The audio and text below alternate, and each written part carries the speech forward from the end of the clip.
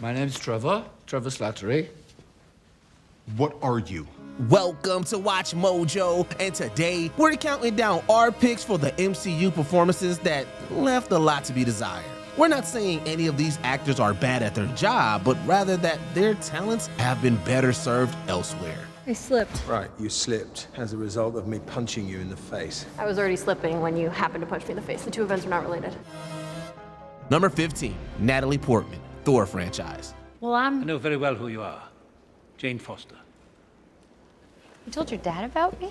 Natalie Portman was fresh off an Oscar win for Black Swan when she first appeared as the God of Thunder's love interest, Jane Foster. But, as we'll soon see on this list, not even a gold statuette is a guarantee that one's abilities will be put to good use. So is this how you normally look? More or less. It's a good look. The first two Thor films especially leave Portman out to dry by relegating Jane to damsel in distress status, often placing her in situations that rob her of her independence. The actress is more than capable of playing characters with enough agency to fend for themselves. So her role in the Thor franchise is practically counterintuitive to her strengths as a performer. I'm not hungry. Good. Let's go. At least Jane would eventually reclaim some of her worth in Love and Thunder. Number 14, Tim Blake Nelson, Captain America, Brave New World. Maybe you're not as smart as you think you are. I am, actually. My mind sees it all, every probable outcome. A number of things went wrong with the latest Captain America film, from its incoherent story to its shoddy CGI. Many of these criticisms are embodied by the underwhelming return of Tim Blake Nelson as Samuel Stearns, who we last saw all the way back in 2008's The Incredible Hulk. Given the introduction of Red Hulk, having a mutated Stearns serve as the giant brain behind the central conspiracy makes sense on paper, and Nelson rolls with what he's given. Ross turned me into a monster. It's only right that I do the same thing to him. Why aren't you smiling?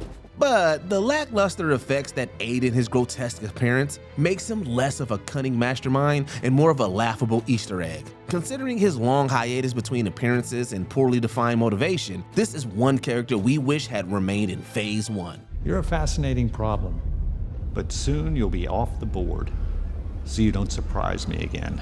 Number 13, Lee Pace, Guardians of the Galaxy. Ronan the Accuser is proof that even the most over-the-top and energetic superheroes can suffer in the villain department. While the Guardians of the Galaxy quickly became fan favorites in the MCU, their first antagonist is memorable for many of the wrong reasons.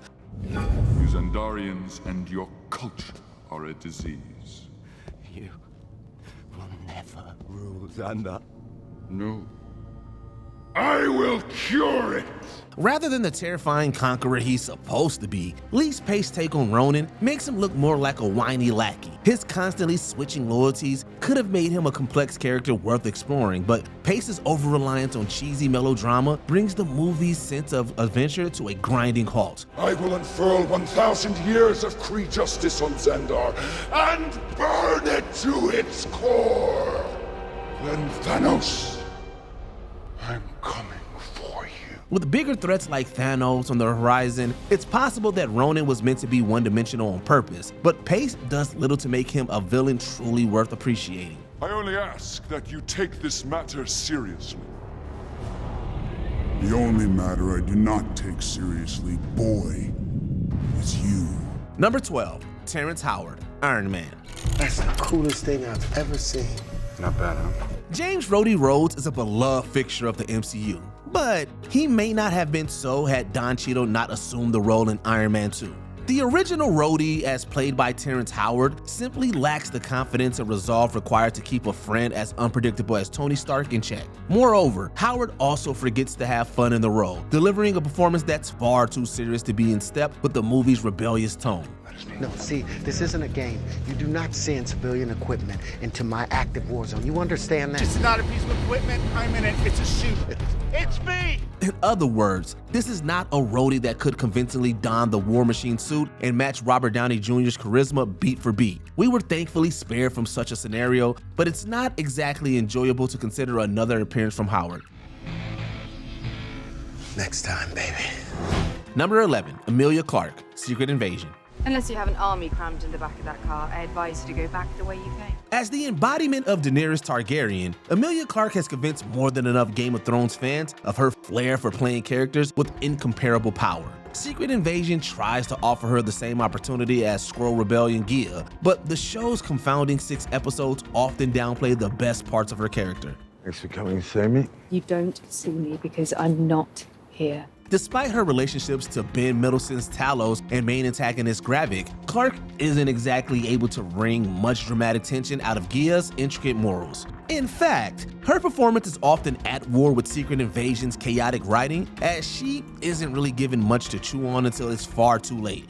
And I don't need your sorrow or your pity for anything I did of my own free will. Even when the series finale haphazardly morphs her into Super Skrull, we still haven't developed much of an attachment to her. Number 10, Evan Peters, WandaVision. Whoa, sweet costume, bro, Ham-in-Law. Let me guess. Traffic light. Half-shuck corn. A booger. Aaron Taylor Johnson's performance in Avengers Age of Ultron can't help but be perceived as a downgrade compared to Evan Peters' Quicksilver in the X-Men movies. But fans' dissatisfaction with the character was dialed up when Peters unexpectedly arrived in WandaVision. Long lost bro get to squeeze his stinking sister to death or what? She recast Pietro? Playing a recast version of Pietro Maximoff, Peters maintains the cocky sarcasm that works for his Quicksilver, leading many to speculate the arrival of the X-Men into the MCU. However, when the finale reveals that he's merely an actor hired to manipulate Wanda, Peters' performance instantly loses its luster due to the stupid joke it amounts to. Agnes doesn't live here. You do. You're Ralph Boner? Not only is he completely useless to the story in hindsight, but his shtick feels tonally inconsistent with the show's sincere approach to themes like grief and trauma. Number 9, Russell Crowe, Thor: Love and Thunder.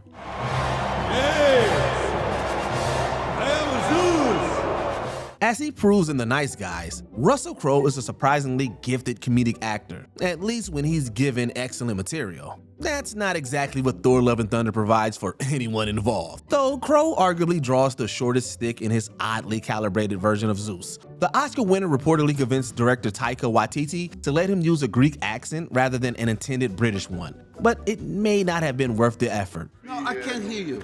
Why don't you take the stage? The stage down there? Well, yes, you see the area that looks very much like a stage? Even though Crowe intentionally plays the Greek god as a campy womanizer, his hit-or-miss vocal work brings the character too close to parody for us to take any of it seriously. What's meant to be comic relief instead has us wishing for relief from the comedy. Okay, maybe he's not that great. Oh, no, not good. No, I don't think it's gonna get any better than this. Number 8, Gemma Chan, Eternals. Introducing 10 new characters all at once, Eternals struggles to balance an eternity's worth of character development for its large ensemble. You would think we could have at least hoped for some committed performances, especially from Gemma Chan. I can change a rock into water. I could turn a rock into wood. Or a rock into metal. Actually, one time I turned a rock into air. Unfortunately, her work as matter manipulator Cersei is anything but. Along with her co-star Richard Madden, Chan's blank, uninterested facial expressions don't change much across the movie's runtime. I'm yours, Cersei. If you'll have me. Considering that Icarus and Cersei's complicated romance could have been the emotional fulcrum of the entire movie, their lack of chemistry doesn't inspire a reason to return. Chan may possess the objectivity an Eternal requires to not interfere in human conflicts, but that also means she's unmemorable as a character many audiences were meeting for the first time. Every time innocent lives have been sacrificed for the greater good, it turns out to be a mistake. We have to stop the emergence. Number 7, Bill Murray, Ant-Man and the Wasp: Quantumania. The third Ant-Man adventure is rife with missed opportunities, especially as far as its cast is concerned. Cassie? I almost didn't recognize you. The recasting of Emma Fuhrman's Cassie Lane with Katherine Newton rubbed many fans the wrong way. But the true head-scratcher is the inclusion of Bill Murray. While the legendary comedian was a major selling point for Quantumania, the final results makes his knack for playing apathetic smart Alex feel entirely out of place. I've heard so much about you and your ants. What are ants, anyway? Do we have them down here? I don't think so, no. Oh, That's too bad. Despite his notoriety in the quantum realm, Lord Krylar feels like such an off-putting weirdo that it's hard not to think that Murray's merely phoning it in. Granted, many of his scenes were ultimately removed from the theatrical cut of Quantumania, but that only makes what's left feel like a superfluous addition to an already confusing movie. Strange, she never said anything about you. Well, I don't think I would have told my kid either. Number 6, Mickey Rourke, Iron Man 2. A performance like this makes us grateful that Whiplash wasn't in the first Iron Man film, as the MCU would have taken off in a much rougher fashion. If you can make God bleed, then people will cease to believe in him. And there will be blood in the water, and the sharks will come.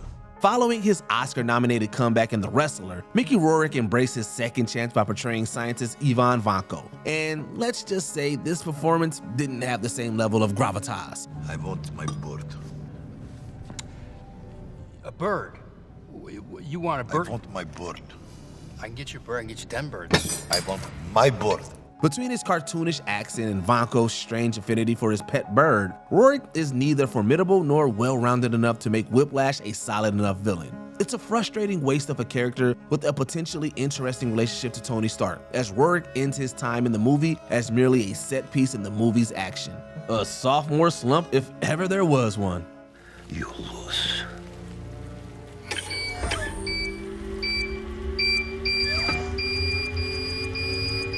Number 5, Ray Winstone, Black Widow.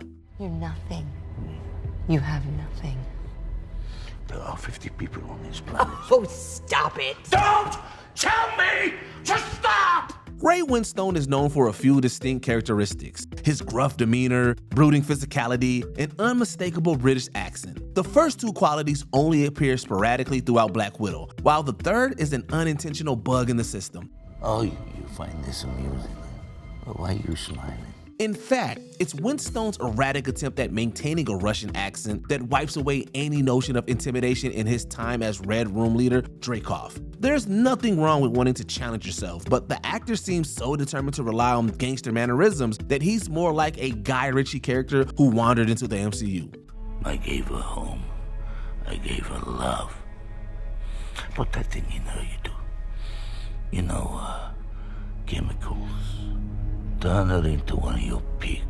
Heading up a Soviet assassin syndicate isn't the kind of criminal activity Winstone is cut out for, and it's for the best that Dreykov likely won't be seen again.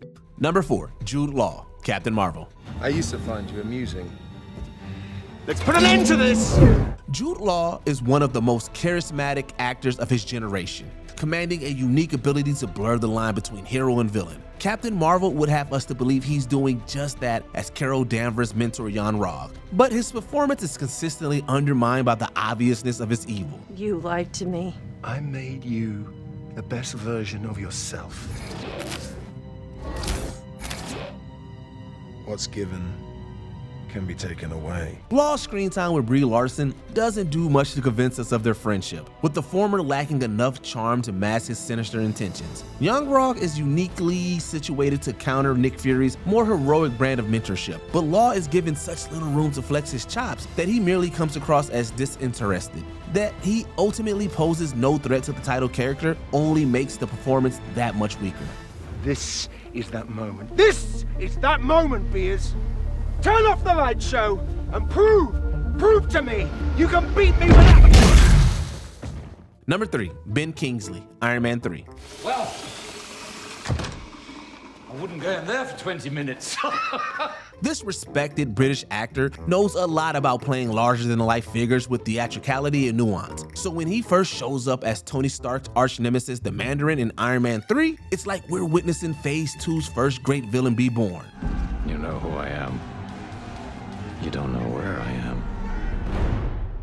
And you'll never see me coming. That is, until it's revealed that this alleged terrorist is merely an actor named Trevor Slattery, who was hired to throw Tony off the real villain's scent. The infamous moment has set a standard for unnecessary villain reveals that have plagued otherwise decent MCU projects, and Kingsley's shift into oafish buffoonery feels completely beneath him. Where's the Mandarin? Where is it? Whoa, he's here. He's here, but he's not here. He's here, but he's not here. What do you mean? It's complicated.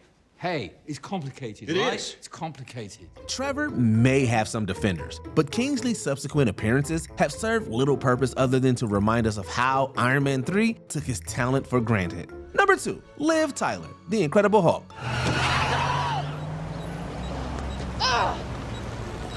You know, I know a few techniques could help you manage that anger very effectively. You zip it. We're walking.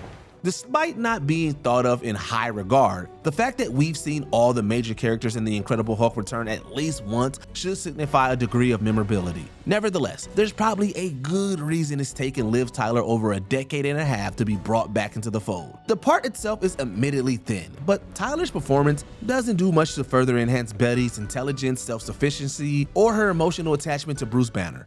I don't know. In the cave, I really felt like it knew me. Maybe your mind is in there. It's just overcharged and can't process what's happening. I don't want to control it. Her chemistry with Ed Norton is questionable at best, with their relationship based more on obligation rather than genuine love. Tyler is a proven romantic force, but here she looks like she'd rather be anywhere other than caught in the fray with a giant green monster. I will never forgive what you've done to him. He's a fugitive. You made him a fugitive. Before we continue, be sure to subscribe to our channel and ring the bell to get notified about our latest videos. You have the option to be notified for occasional videos or all of them. If you're on your phone, make sure you go into your settings and switch on notifications. Number 1, Christopher Eccleston, Thor: The Dark World. Witch! Where is the ether? I'll never tell you. I believe you.